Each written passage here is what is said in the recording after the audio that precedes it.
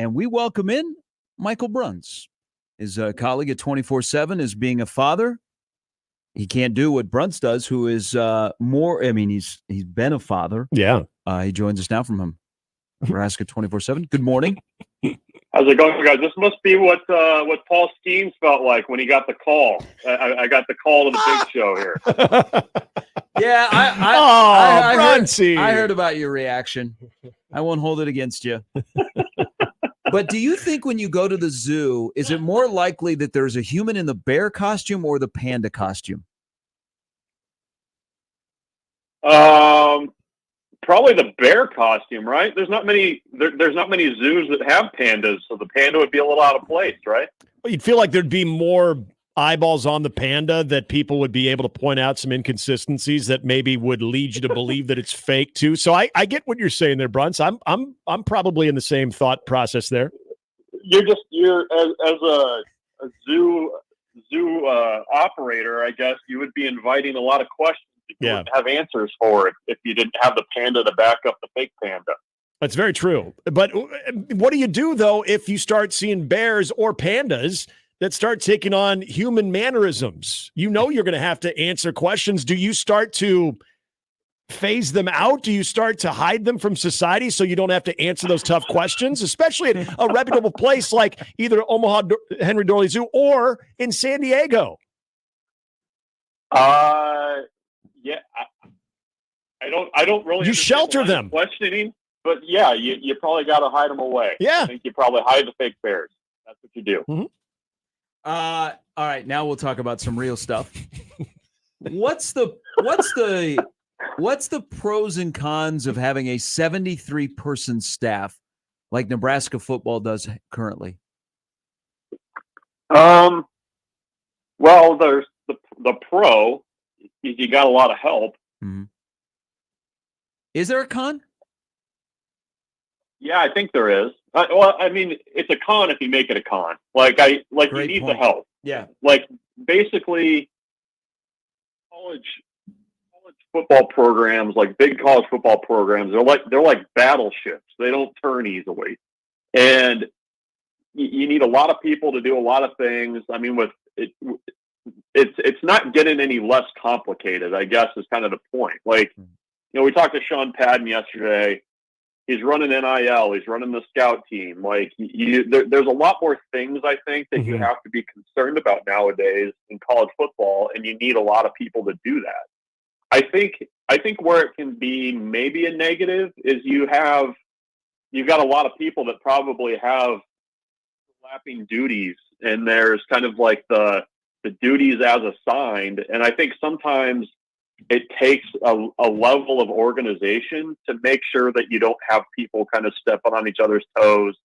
You're able to kind of have clear direction for everybody. That's the challenge. And that's what I mean when I say it can be a negative, I guess, if everybody's just kind of doing their own thing and there's no kind of conductor to the symphony. But I think that's where somebody like, Matt Rhule, who is very hands-on, is very detail oriented. I think that's where you have a big staff, but I think you can kind of direct all that. So that's what I mean, where I think it can be a positive as long as you know how to kind of work in that framework. And it's interesting you bring up Sean Padden, because listening to him yesterday, it did make me think. It's something that you just mentioned there, Bruntzy, with Matt Rhule, in a way almost describing a company. And Matt Rhule's your CEO. You have all of these different consultants, analysts, that you get the vision of them being in a cubicle, and their job is, whatever their department, if you will, is to, and I know Sean Padden talked about this, is all about the betterment of the student athlete, trying to maximize everything that the student athlete is going to experience. And I'm not talking about the NCAA's principles. I'm talking about to make them better on the field, and then to make the company better. It did really remind me of that, where you've got a CEO that, as long as everybody's on the same page and everybody has the open dialogue, they know exactly what their roles is. That's the best way that it would work. And that's exactly where my mind went, Bruntzy, was this is like a company. And all of the consultants and analysts, they're maybe more of the rank and file of employees. And then you have your coordinators, You have your position coaches are more of the COOs and the CFOs and more of your board, if you will, if that makes sense. That's where my mind went yesterday listening to that. Yeah, I mean, I think that's a pretty good metaphor. I mean, it's the kind of like unity of message, I think, is really important.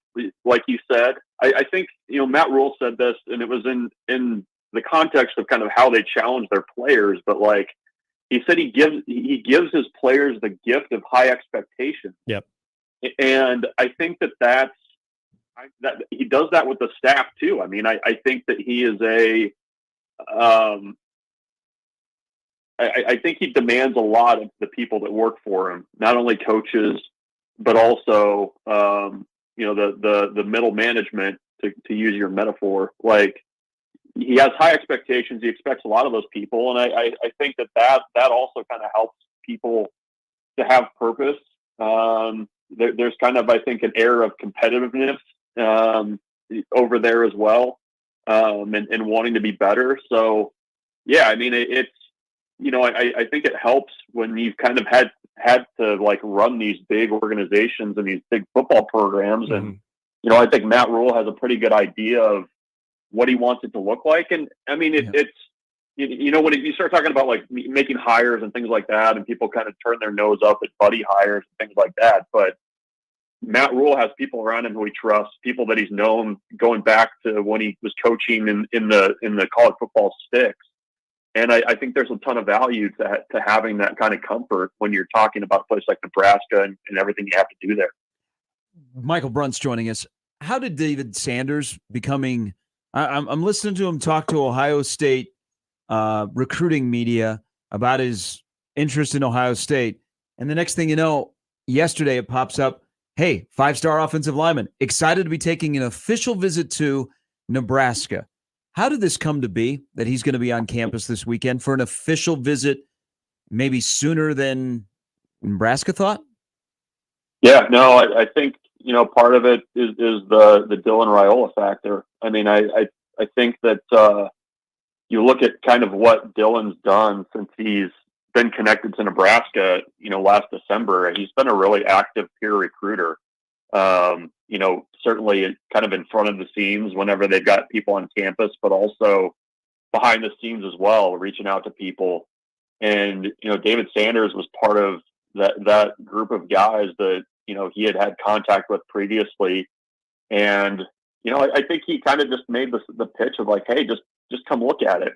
I mean, you look at the other places that he's got official visits to, and it's a long list. I mean, you've got Alabama, Clemson, Georgia, Ohio State on that list. I mean, he's made unofficial visits to each one of those places. So Nebraska is playing from behind a little bit in terms of, time frame and also just, the relationship and just kind of being comfortable with the place. But I think that's a factor. I mean, I also don't think that it hurts that, Matt Rhule has those connections and his assistants have those connections from their time in Charlotte. Mm-hmm. I think that's maybe something that's, at play there as well. So kind of a variety of those factors. And, I think Nebraska is kind of just saying, hey, come take a look, see what you think. And, they're going to get their big swing to try and knock it out of the park this weekend. Is this something, Bruntzy, you expect when it comes to the caliber of player that is going to be looking at Nebraska, that caliber is going to continue to increase? Gary and I were talking about it, especially if you are able to put together a season this year that you can point to directly on the field and say what's going on. But as far as just his overall presence and that reputation, that this isn't the only one you're going to see here in the next handful of months. Yeah, I mean, I think it's you kind of need a combination of the on-field thing. I think needs to kind of be a part of it too, but to kind of pair with everything else that Nebraska has to offer off the field. But I think that's the benefit to having a little bit of star power on your roster, and if that star power can kind of take off, I mean, I think that it's pretty natural that you would have wide receivers and tight ends and running backs and skill position players look at and say like, okay, that's going to be my quarterback for a couple of years if he really kind of does the things that people believe he can. So yeah, I mean, I think that's kind of, a taste of things. And you have to remember too, Matt Rhule and his staff are just finally kind of catching up in the recruiting cycle. David Sanders has been, recruited since he was a freshman in high school, and Matt Rhule wasn't even at Nebraska yet. So there's I think you're starting to see also the caliber of player rise a little bit more too, just because they've had time to build relationships and, kind of catch up from that aspect too. Let's shift to baseball. Huge series begins tonight in Lincoln for Nebraska, still in pursuit of winning the Big Ten. They got 6 games left, 3-way tie for second with Indiana, Purdue, and then people are looking at Illinois, who's got Iowa this weekend. So we're going to do a lot of scoreboard watching. What's your comfort level in making a prediction on exactly what's going to happen with Nebraska this weekend? I feel comfortable. I feel reasonably comfortable on Friday and Saturday that they're going to be very competitive games. I think Brett Sears has, by his own standards, not been as good the last couple outings. I think he probably bounces back a little bit tonight. But the Sunday piece of it is going to be really important because, you have all these teams jumbled within a couple games of the top of the Big Ten. And the team that's probably going to come out on top is going to be the team that wins 5 of 6 these 2 weekends or sweeps both. Mm-hmm. So Nebraska's TBD right now on Sunday.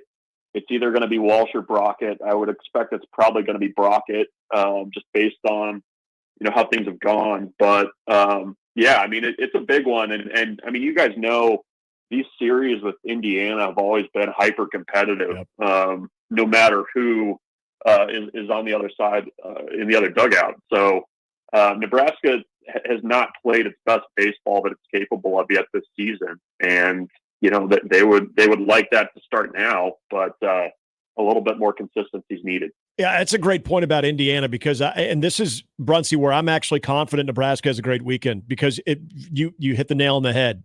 It's something about that name across the chest when these two teams play. It seems to bring out some of the best baseball in Nebraska.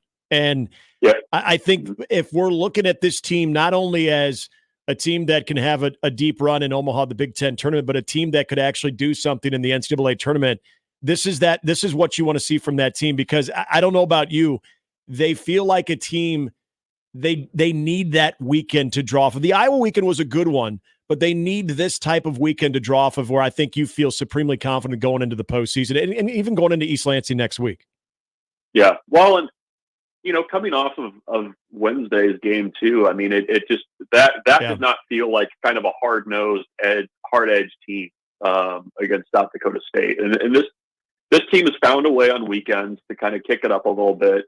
Even that Maryland series too was kind of that way, where they played a little bit, a little bit closer to the level that they expect to. But yeah, I mean, I think, that this is the type of series where you got to dig deep a little bit. And, Indiana's got guys they can pitch. They've got a good lineup. So this is not going to be a series that you can sleepwalk through. Yeah. As always, I appreciate it. We'll see you this weekend at Haymarket Park for a pretty important weekend. And you guys will be busy. It's not only David Sanders, but they also have a couple of other guys that are intriguing. So as always, we appreciate it. Thank you. Let's do it again next Friday. Sounds good.